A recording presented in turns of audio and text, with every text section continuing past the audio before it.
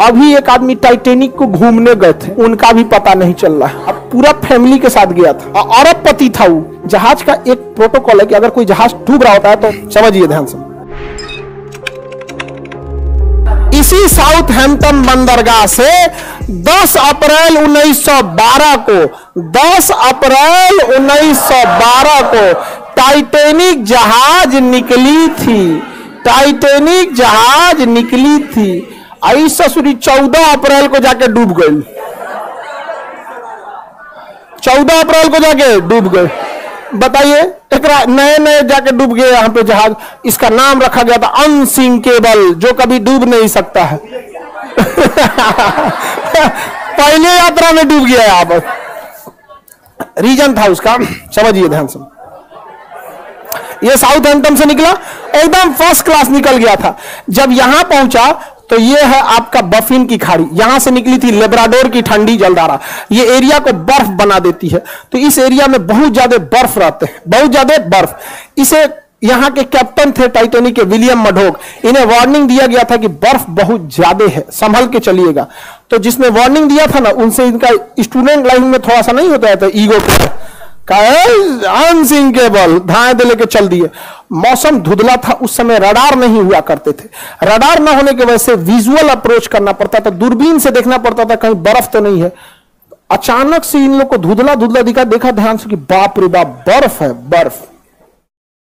बर्फ की खासियत है, जितना दिखता है उससे 9 गुना नीचे होता है। बर्फ का दिखने वाला भाग 1/10 और अंदर रहता है 9/10, यानी 10 भाग में 1 भाग दिखता है और 10 भाग में 9 भाग अंदर है। अब इनको ससुरा 3 मंजिला इतना बर्फ का चट्टान दिखा, तो 27 मंजिला नीचे होगा। और इस ससुरा तूने अभी वार्निंग दे रहा है कि टर्न मारो, टर्न टर्न मारो। टर्न मारते मारते मारते कितना इतना बड़ा आते, इतना स्पीड में था कि टर्न मारा। और जब वो वार्निंग दिया तो कुछ देर बाद वहां सुना सब इंजन के पास शांति से घूम रहा था, अनसिंकेबल है हम यहाँ पे। जाके लड़ा, अब पेंदिए फाड़ दिया उसका, पेंदी फाड़ दिया उसका। टाइटेनिक में हो गया सुराख। टाइटेनिक जहाज इतना जल्दी नहीं डूबेगी। कोई पानी वाली जहाज डूबने में कम से कम 7-8 घंटा लगाती है। एगो कटोरा तो नहीं डुबा के देखिए ना टब में, भागेगा इधर उधर। एगो पानी बोतल, एगो 5 लीटर का गैलन खोल दीजिएगा, उसको डुबाइएगा, देखिए जल्दी नहीं डूबेगा। एक आध मिनट तो भी ले लेगा। दिक्कत क्या हुआ, तो डूबने लगा। ये कैप्टन को लग गया, विलियम मडोक को तो गया अनसिंकेबल, गलो अनसिंकेबल गया।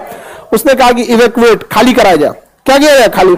तो जितने बिजनेस क्लास वाले थे, अमीर लोग, जिनका किराया लाख लाख रुपया था, उनको पहले लाइव बोट में भरा गया। जिस लाइव बोट की क्षमता 20 आदमी की थी, उसमें 2 आदमी को भेजा गया, 3 आदमी। अमीरों को दिक्कत न हो। लेकिन हमेशा याद रखिएगा, रेडी फॉर वर्स्ट कंडीशन। जीवन में सफल होना है तो एक कंडीशन हमेशा याद रखिएगा, कुछ भी काम करने जाइए अपने आप से कहिएगा रेडी फॉर वर्स्ट कंडीशन, सबसे बुरे समय के लिए तैयार रहिए। और हम हिंदुस्तान वाले काहे डूबते हैं, एगो दुकान खोलेगा, कहेगा कि अच्छा खर्चा है 30,000, 50,000 तो आइए जाएगा। अरे यार, तुम अच्छे कंडीशन के लिए रेडी हो, रेडी फॉर वर्स्ट कंडीशन। 30,000 का खर्चा, अगर 10,000 भी नहीं आया और ऐसा 6 महीना अटक गया, लॉकडाउन लग गया, व्हाट विल यू डू? समझ में आ गया कि नहीं आ गया? रेडी फॉर वर्स्ट कंडीशन, हमेशा रेडी रहेगा। इसको लगा कि हम तो आराम आराम से निकालिए देंगे, तब तक टाइटेनिक बीच में से टूट गया। अब तो डूबने की रफ्तार बढ़ गई, अब हो गया अफरा तफरी, अब बोट हो गई कम। शुरुआत में जिसकी बोट की कैपेसिटी थी 20 आदमी की, उसमें भेजा 5 आदमी, 2 आदमी। बाद में वो 20 आदमी वाले पे उतार दिया 50 आदमी, वो डूब गया। अब इतना तेजी से टाइटेनिक डूबने लगा कि लोग लाइफ जैकेट पहन के कूद गए, उसमें भी कोई दिक्कत नहीं होता। बर्फ था, -2 डिग्री टेम्परेचर था, टेम्परेचर ठंडी से मर गया सब। ऐसे पानी में कूद जाते लाइफ जैकेट पहन के तो कोई दिक्कत नहीं था। बड़ी मछलियां ऊपर नहीं आती हैं, बड़ी मछली नीचे अपना ताम झाम करते रहते हैं। वो बड़ी मछली ऊपर काहे आने वाली है, ऊपर ज्यादा कूदती है, डॉल्फिन, वेल मछली। तो वेल मछली हम लोग को खाइए नहीं पाएगी, उसका मुंह इतना बड़ा नहीं होता, घोटने वाला मुंह छोटा होता है, ऐसे मुंह बड़ा होता है। जैसे इतना लोग हैं लोग ना, इस लाइन का एक बार में खा जाएगी वो, लेकिन घोट नहीं पाएगी, इतना बड़का मुंह खोलती है घोट। अब हम ही लोग हैं, इतना मुंह में भर लेते हैं, क्या हड़ाक दे घोट पड़ते हैं। भरने का तो भर लिया, नहीं देखते कभी कभी पानी पूरी वाला 3 को घुसा देता है मुंह में से। आदमी घूम जाता है, गुस्सा आराम से गिरा ना दूंगा, नहीं समझ रहा है। तो आधा आदमी ठंडा मार दिया, तो कुछ ही आदमी को बचाया जा सका, जबकि सबको बचाया जा सकता था। डूब गया अनसिंकेबल। जहाज का एक प्रोटोकॉल है कि अगर कोई जहाज डूब रहा होता है तो रॉकेट फ्लेयर छोड़ता है, रॉकेट छोड़ता है, मतलब वो सिग्नल है, रात में सिग्नल है, दिन में तो हॉर्न मारता है, और रात में सिग्नल। बगल से एक ब्राजील का जहाज गुजर रहा था, लगभग 80 से 100 किलोमीटर की दूरी पे था, गुजर रहा है। उसको लगा कि लोग पार्टी मना रहे हैं, रॉकेट छोड़ के पार्टी मना रहे हैं, छोड़ के चल दिया वहां। टाइटैनिक की कहानी खत्म। अभी एक आदमी टाइटैनिक को घूमने गए थे कि देखे कहां डूबल है, उनका भी पता नहीं चल रहा। अब पूरा फैमिली के साथ गया था, अरबपति था वो। छोट मोट का तो छोट मोट आदमी घूमने के नाम पे ननिहाल चल जाता है, नहीं समझा, और कौन चीज आएगा वहां।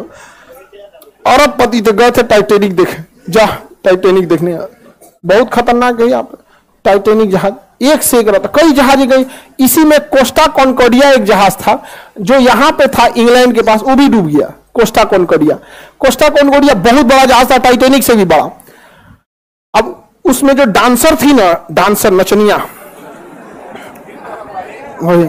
तो जो उसमें डांस कर रही थी, कैप्टन को पसंद आ गई। बस कैप्टन क्या किया ना, उस रास्ते में मोड़ लिया जहां पे गहराई कम थी। आई करी कि इधर चलिए ना, यहां तो अच्छा पहाड़ दिख रहा है, कितना 20 समुद्रों में कुछ दिखबे नहीं करता है, और उब जाइएगा। हवाई जहाज में हाइट पे जाने के बाद उब जाए, कुछ नहीं दिख रहा है, इधर भी नीला, उधर उधर, नीचे कुछ दिखबे नहीं करेगा, बादल आ चुका रहेगा, उब जाएगा। अरे यार क्या लेके चला है, अब उतार दो। शुरुआत में ठीक लगता है कि दिखता है, अरे घर, स्टेडियम, अरे बाप रे बाप, कटोरा कौन चीज है, ये तो फुटबॉल का मैदान है। समझ में आ गया कि नहीं आ गया अब? यही सब समझ में आता है। ज्यादा उड़ जाएगा, कुछ दिखबे नहीं करेगा। अब पानी वाली जहाज में भी किनारे रहिएगा, दिखेगा, अरे मुंबई शहर, वो कौन सा है, अरे मुंबई वो पूना दिख रहा है क्या, ऐसे। अब बीचों में घुस जाएंगे तो कुछ नहीं, ऊपर आसमान, नीचे पानी, चारों ओर वही, कुछ पता नहीं चले। तो उस नचनिया के थोड़ा मोड़ लो मोड़ लो मोड़ लो, तो साइड में ले गया। साइड में गहराई कम होता, ले आके पेदिया लड़ा दिया, अब पेदिया फट गया, जहाज हो गई, पलट गई। सारे लोग, इतना करोड़ों का लॉस हुआ जिसका कोई हद नहीं। कप्तान को हो गया जेल। कप्तान को क्या हो गया? इसलिए इससे क्या सीखे आप?